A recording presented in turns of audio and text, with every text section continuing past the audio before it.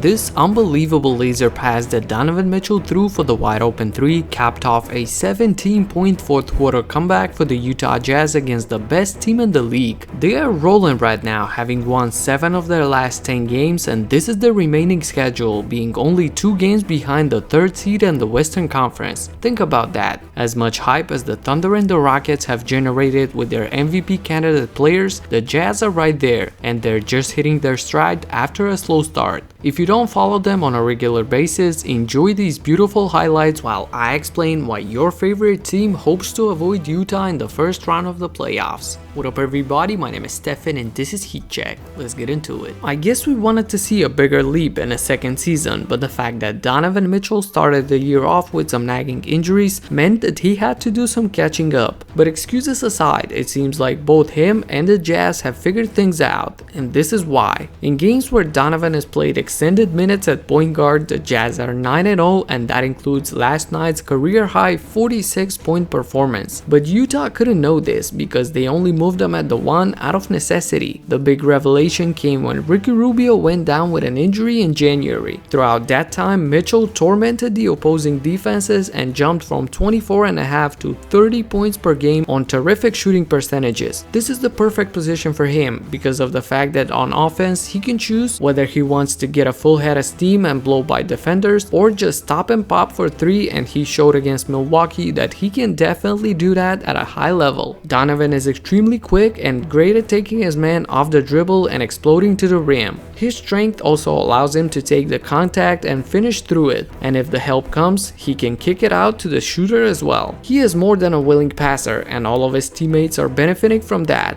The 2 snipers in Ingles and Korver are on the wings, while Crowder and O'Neal from the corners are hitting 3s off of Mitchell's penetration. It's either that or a lob for a Rudy Gobert dunk. And speaking of the stifled tower, he is anchoring the 3rd best defense in the league. This side of the floor has been the main reason why the Jazz have been able to stay in the playoff picture during their slow start of the season, and now as offense is picking up, it allows them to compete for home court advantage. The one hope I have, although realistically Mitchell won't completely take over as the point guard this season, I really want to see this happen next year, and I think it will happen, which would mean that there's definitely gonna be some roster changes and the team is going to be looking for a legitimate threat at the wing to pair with the dynamic 1-2 punch that are Donovan and Rudy. At the moment, a few of the guys that are swapped in and out of the starting lineup like Ingles, Crowder, Rubio and Favors are very solid bench players on a Western contender, but not starters, and to me this is Utah's handicap. Just like last year, the Jazz can beat any one of their potential first round matchups. Mitchell can have an offensive explosion again, and they can do it, but realistically, even though they're my favorite team in the West,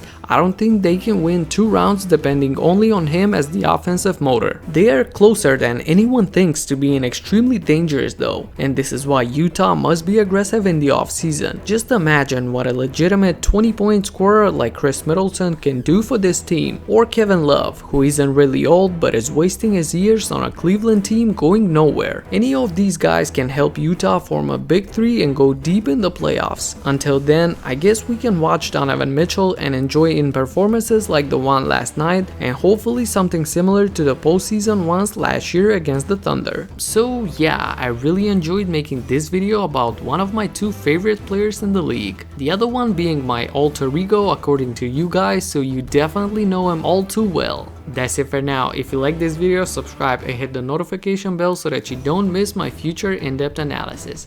Talk to you in the next one. Peace out.